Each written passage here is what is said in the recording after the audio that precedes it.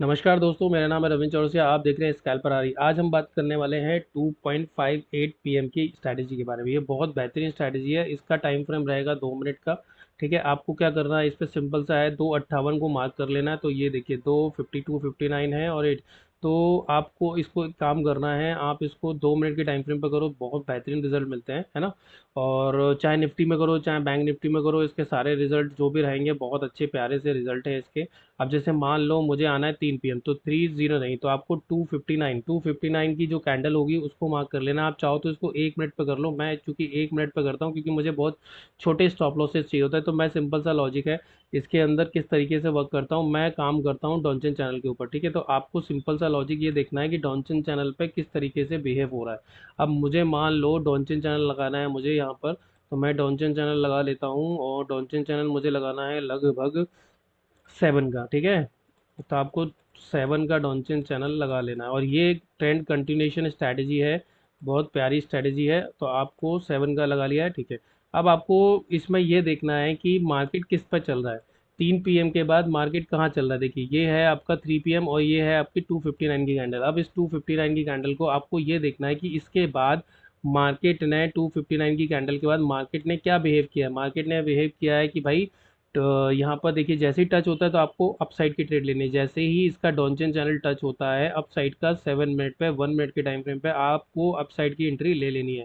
जैसे ही टच होगा आपको ले लेनी है और उसी कैंडल के नीचे का स्टॉप लॉस लेना है। तो लगभग आप इसमें 25-26 पॉइंट, ये देखिए इस रेड कैंडल का आपका स्टॉप लॉस रहेगा। आप चाहो तो इस ग्रीन कैंडल के नीचे भी रह सकते हो, बट कोशिश करो इसका जो मिडिल बैंड है ना उसके नीचे आप स्टॉप लॉस रखने की कोशिश करो। 1:3 मिल गया स्कैल्पिंग स्ट्रैटेजी कर।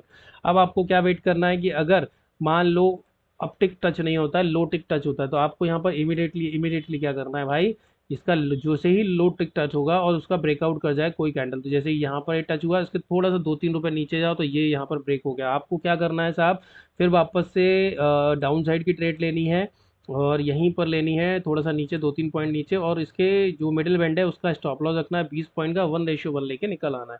देखो जितनी भी आप स्कैल्पिंग करते हो ना, 1:1 उसके लिए रामबाण इलाज है। ठीक है, तो इस तरीके से आपको ना 259 स्ट्रैटेजी बोल लीजिए, इसको 258 बोल लीजिए। आप 1 मिनट पे भी कर सकते हो, 2 मिनट पे भी कर सकते हो। मैं इसको 1 मिनट पे इसलिए करता हूँ क्योंकि इस टाइम पर प्रॉफिट बुकिंग आती है। जिन लोगों ने दिन भर काम किया है वो या तो अपना लॉस बुक करते हैं या प्रॉफिट बुक करते हैं, तो वो अपनी पोजीशन बना के जाते हैं। कई सारे लोग बीटीएसटी करते हैं तो वो अपनी पोजीशन को एक्स्ट्रा कैरी फॉरवर्ड करते हैं। तो इस तरीके के मूवमेंट में बच्चे कहाँ से डाउन साइड अपसाइड के मूवमेंट आते हैं। अब आप देखो दोनों में इसमें आपने कैप, देखो जितनी भी स्ट्रैटेजी मैं बता रहा हूँ ये सब स्कैल्पिंग स्ट्रैटेजी है और इसमें इसको आप किसी पे भी यूज़ कर सकते हो। इसको आप स्टॉक में भी यूज़ कर सकते हो, इसको आप बैंक निफ्टी में भी यूज़ कर सकते हो, इसको आप किसी पर भी यूज़ कर सकते हो। अगर आप कल ध्यान से देखोगे ना, तो देखो सिंपल सा लॉजिक था, मार्केट ने यहाँ पर टच किया पहले 3 पीएम पे। देखो 259 की कैंडल यहाँ थी, इसने ना लो टिक किया अब टिक किया, बट 3 पीएम की कैंडल ने यहाँ टच किया। तो आप कितना पॉइंट कैप्चर कर सकते हैं, तो थोड़ा सा 2-3 पॉइंट ऊपर का ले लो और ये हो गई है भैया। इसमें आप 80 पॉइंट मतलब 40 रुपये आप एटीएम पे बना सकते थे। करेक्ट है। अब फिर डाउन साइड का आप देखो, डाउन साइड में देखो कई बार ऐसा नहीं स्टॉप लॉस हिट नहीं होते दोस्त, स्टॉप लॉस हिट होंगे, वो पार्ट है ट्रेडिंग का। ठीक है, तो आप इसको 2 मिनट पे भी कर सकते हो। देखो यहाँ लो टच हुआ और इसका स्टॉप लॉस आपका मिडिल बैंड का ही रहेगा। तो 1:1 आपको इसमें मिला नहीं, इसमें नहीं मिला आपको 1:1। बट अगर आप ध्यान से देखेंगे ना तो इसमें 1:1 भी आपको मिल सकता है। 50 पॉइंट मिलना बहुत बड़ी बात होती है बैंक निफ्टी पे, 25 रुपये मिलना एटीएम पे बहुत बड़ी बात होती है। समझ रहे हो आप। और अगर ये एक्सपायरी रहा और आप सेलर हो तो ये जैकपॉट ट्रेड है आपके लिए, सेलर के लिए बहुत जैकपॉट ट्रेड है। 1 मिनट पे कर लो, 2 मिनट पे कर लो, बट मैं आपको रिकमेंड करूंगा 1 मिनट पे करो क्योंकि स्टॉप लॉस छोटे होंगे। जीरो हीरो भी इस पर ही होता है। मैंने देखिए अगर आपने ध्यान से देखा होगा तो मैंने जीरो हीरो लिखा हुआ है इसके ऊपर, बिकॉज 1 मिनट की टाइम फ्रेम पे आप इसको ट्रेड करो। टू 2:58 की कैंडल को आप मार्क करो, ये जी वाली कैंडल है, और उसको मार्क करने के बाद आप देखो अपटिक लो टिक में जा रहा है, ये ट्रेंड कंटिन्यूशन है। आप इसको रिवर्सल ट्रेड नहीं ले सकते, बट अगर आप इसमें रिवर्सल ट्रेड प्लान करना चाहते हो तो देखो मैं ये नहीं बोलूंगा नहीं कर सकते हो, बट उसके लिए आपको प्रैक्टिस चाहिए। कम से कम 100 ट्रेडें आप प्रैक्टिस करो रिवर्सल ट्रेड के लिए। तो अगर किसी भी आपको हैमर मिलता है या कोई एक ऐसी कैंडल दिखती है जिसका अपटिक ब्रेक नहीं हुआ, जैसे इसका अपटिक ब्रेक नहीं हुआ अपसाइड का, इसका लो ब्रेक हो गया और ये इसकी बैंड के नीचे आ गई, यस ये देखो यहाँ बैंड के नीचे क्लोजिंग हुई थी, यहाँ पर ये यहाँ सर भी आप एंट्री ले सकते हो। ये रिवर्सल है, बट ये प्रो ट्रेडर का काम है। जब आप इस स्ट्रैटेजी पे बहुत ज़्यादा वर्क कर लोगे तो भैया आप इसको स्ट्रैटेजी को भी रन कर सकते हो। टारगेट आपका 1:1 ही होना चाहिए। और हैवी क्वांटिटीज ही करोगे, पहले एक एक लॉट से करके देखो एंड देन उसके बाद आप डिसाइड करो कि आपको कहाँ किस तरीके का आपको लग रहा है मार्केट में किस तरीके का हो सकता है। ठीक है, तो देखिए हमारा 6 महीने का एक मेंटरशिप प्रोग्राम चलता है, अगर आप ज्वाइन करना चाहते हो तो ज्वाइन कर सकते हो। हम इसमें लाइव मार्केट में आपको ये जितनी भी स्ट्रैटेजी मैं आपको दे रहा हूँ, देखिए मैंने आपको 4 स्ट्रैटेजी बता दी है इस वीक, तो आपको ये चारों स्ट्रैटेजी को अगर अप्लाई करना है, वो भी टाइम बेस्ड बताइए। अगर सिर्फ ये चारों स्ट्रैटेजी को आप नंबर 1 2 3 4 अप्लाई कर लोगे ना, और 4 ट्रेड पर डे लेना है आपको एक एक स्ट्रैटेजी में, तो आप कभी लॉस में नहीं जाओगे।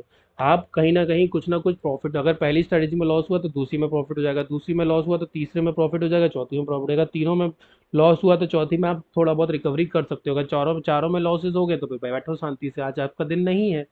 सिंपल सा लॉजिक है ना। स्टॉप लॉस छोटे छोटे हो रहे हैं, टारगेट आपके 1:1 के आ रहे हैं, कभी आपको 1:5 भी मिल जाएगा। जब आपके पास प्रॉफिट हो तो 1:1 पे कॉस्ट टू कॉस्ट रख के बैठ जाओ। और अगर आपका प्रॉफिट नहीं है, लॉस है, तो पहले रिकवरी करो लॉस की, देन उसके बाद जब प्रॉफिट आए तो कॉस्ट टू कॉस्ट पर रख के बैठ जाओ। तो ये जो स्ट्रैटेजीज मैं आपको छोटी छोटी 10-15 मिनट की वीडियो में बता रहा हूँ ना, इसको आप अगर बार बार देखोगे, समझोगे, प्रैक्टिस करोगे, देखो सब चीज़ प्रैक्टिस के ऊपर डिपेंड करती है, डिसिप्लिन के ऊपर डिपेंड करती है।